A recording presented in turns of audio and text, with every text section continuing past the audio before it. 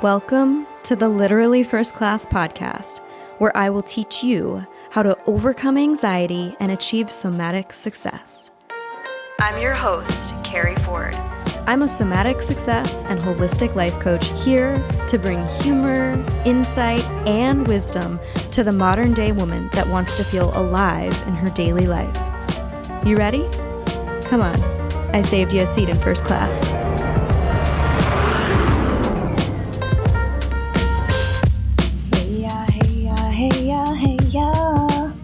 You guys remember that song? That has been in my head ever since I was aiming and planning to come and record my podcast episode today. No fucking clue why. It's super weird and random. I'm also potentially dating myself, for those of you that maybe have never heard that song. I'm having a rough morning, gotta be honest. Jake and I'm slightly hungover. 2-day hangover though, guys. Jake took us out for a date night on Tuesday. And I mean, it's this awesome South African restaurant here in Atlanta called Yebo. And one of my favorites, and actually during the pandemic, they had changed locations, or maybe they did before that. But anyway, it was only my second time being back at their new location. And the food is just, it's just yum. They have great cocktails. And if you've been following me for a little while, you know that a few months back, I gave up alcohol for 30 days. Well, that 30 days came and went, and I've been drinking again. Again, I don't have an issue with alcohol. I don't have a problem with it. I just decided my body doesn't feel great when I drink, even when I drink very little. So let me see what happens if I give it up. That's the entire reason why I gave up alcohol for 30 days, just to see how I felt.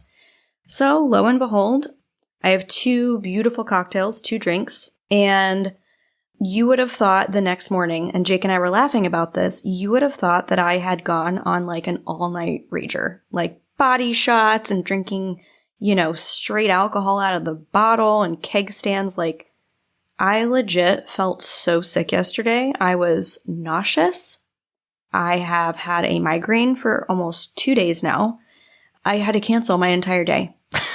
Like, what the fuck? I had to cancel my whole fucking day yesterday. Who gets this hungover from 2 fucking drinks? It's ridiculous. So, I don't know. I think I'm going to have to give up alcohol again, or at least, I would say cut it back, but after 2 drinks, this is what happens. So, it's just wild to me. That being said, I'm curious for you, what vices do you have that you find yourself gravitating toward or using as, and this might be a strong word, but like coping mechanism. And I say coping mechanism because alcohol for me has, signified a few things. One is it offers obviously social lubrication, especially if you're an introvert or an extroverted introvert. Clearly that wasn't why I was having a couple drinks out with Jake. I don't feel like that kind of pressure or awkward social, lack of social skills with him. But in a bigger group, maybe where I don't know people, I might feel more of that pressure. That can feel a little bit more awkward or a little bit more like it's calling me to come out of my introverted shell. The other is, and this is the main reason why, it just has felt like, oh, I'm resting, I'm relaxing, I'm enjoying.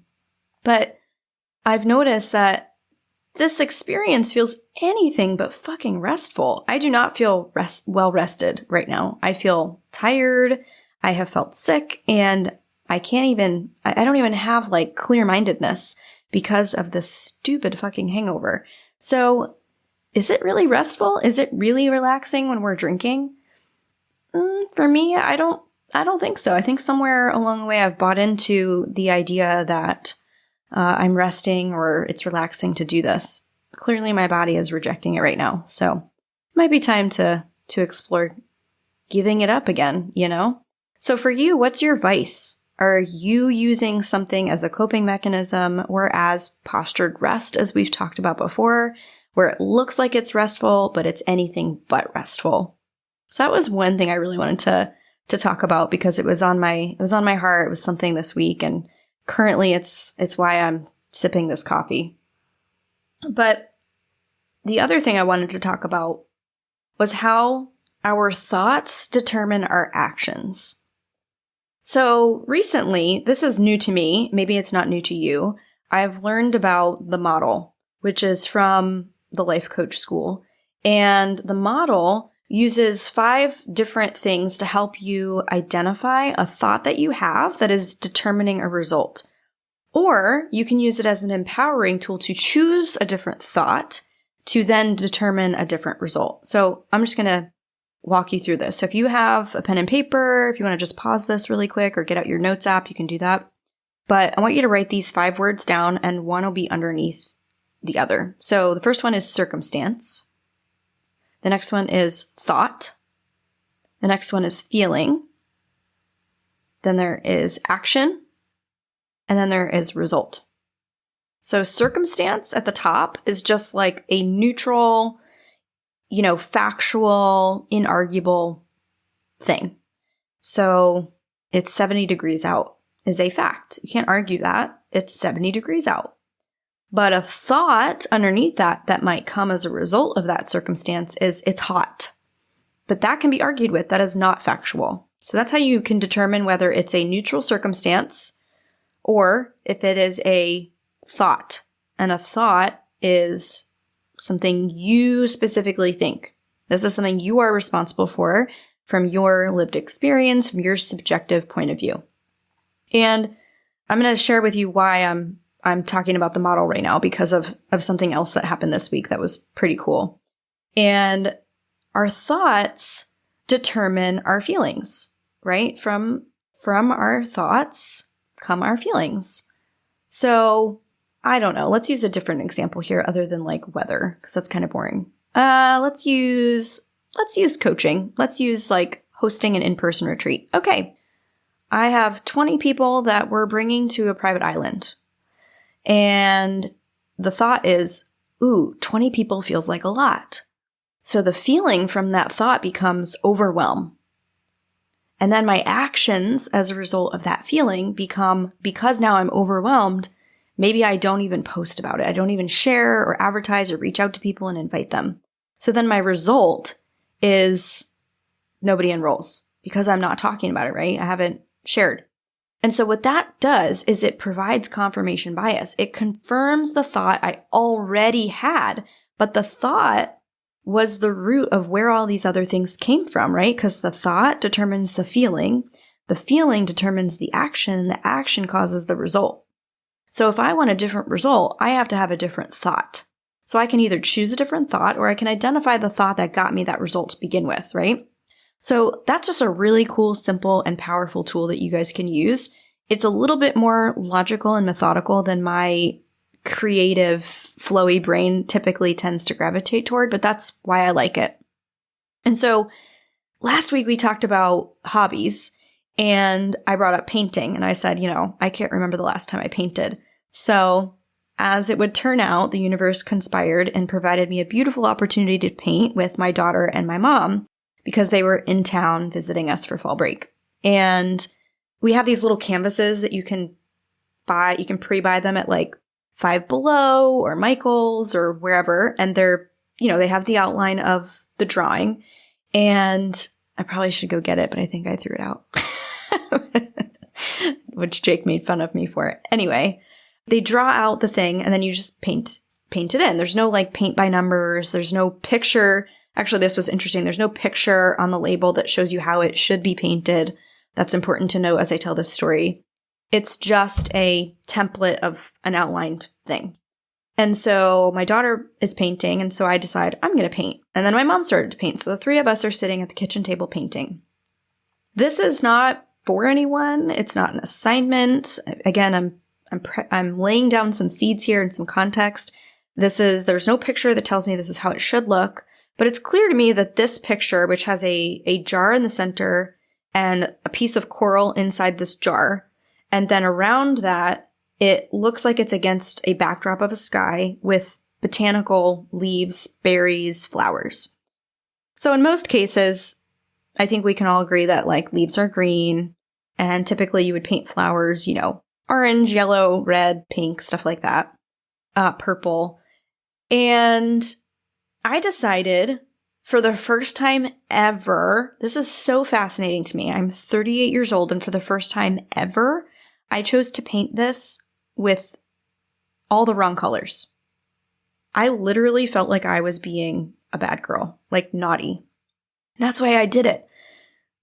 If you, like me, have had the good girl story going on, where you're like, you've done everything right, you try to people please, you've been obedient, you've been modest, suppressed, maybe you've, all these things. I will tell you it showed up in other ways too, right? Like lists in previous version of me were my BFF. I would literally create a list. I'm going to go back to the story in a sec, but I would literally create a list even after I completed tasks just to write them down and then cross them out 1 second apart from each other because it made me feel accomplished. I would organize my thoughts, right? And boxes and next steps and lists and give me a good highlighter and like everything matches and Pinterest is your BFF, right? Does this sound familiar to you guys? So this is what I call like the good girl story where we are being good and this like good little choir girl, but fuck, for who? So I've had to break up and uncouple all the ways in which this perfectionist good girl wants to come out and be obedient and play by the rules and follow the rules, even when no one is watching. It is where I have put myself in my own imprisonment and created boxes that never existed. And so my work has been in noticing the edges of the box and like continuing to push the walls down, continuing to expand beyond the walls of the box that I placed myself in. So going back to the painting, I decided that I was going to paint all of these areas the wrong colors. The sky, I painted it orange. The water of the little jar with the coral inside, I painted it lime green. The leaves, I painted blue. Or maybe I painted them hot pink. Anyway, I painted them all the quote-unquote wrong colors. Kind of looked psychedelic. And my daughter said to me, this is what was going on around me. This was so interesting. My daughter said to me, "Mommy, the leaves aren't supposed to be those colors." And then I look to my right and my mom is painting her canvas with all the right colors, right? Like making it look hyper real and the leaves are green and they're shaded and all the things. So yes, it's important we teach our kids, obviously, that like the sky is blue and teach them their colors and the grass is green and stuff like that. But also noticing where even when we're playing, even when we're creating and there is no specific attachment to outcome, we're just here enjoying, being present, right? That there are still these silent rules that are trying to lay their tracks down and leave an imprint into the ways in which we should show up, or what we're supposed to do, or how, this is the right way. And so I was really proud of myself for doing that. And it seems so small, but where are you following the rules silently that you haven't even noticed? Where can you uncouple this good girl story we have going on? I saw a meme, and I don't know if I'll remember it on this episode, but I'll do a post about it on the LFC podcast Instagram page if I remember to find it. But it basically said something like, we can't be free if we are always being good girls, something like that. And I was like, ooh, yeah, that really, this whole thing around like being free and permission to play like continues to show up. So if you feel called to paint, if you've noticed you're following the rules in painting or other places in your life where you've been silently going along with them, maybe it's time to be the bad girl. Maybe it's time to get naughty. Maybe it's time to, maybe it's even time to be rebellious. And it might feel rebellious at first until it suddenly feels neutral, right? It's not obedient or reactive. It's simply what is in that moment. But yeah, I think it's time we get to embrace our inner bad girl and do all the wrong things in a way that frees you from all the ways in which you previously were operating through the lens of, I need to be the good girl. So I'm going to enjoy some more coffee, but I leave you with that, leave you with the model, and I'll see you guys on next week's episode. I hope you enjoyed your flight, and I'll see you on board again soon. Seriously though, thanks for listening. If you're ready to take this work deeper and upgrade your mind, I want to invite you to join us inside my Millionaire Mindset program. This is where you'll start using my guided meditations to help you overcome anxiety and experience even more abundance. When you join, you'll have access to my entire audio library. Head over to elevatewithkeri.com and we'll see you inside.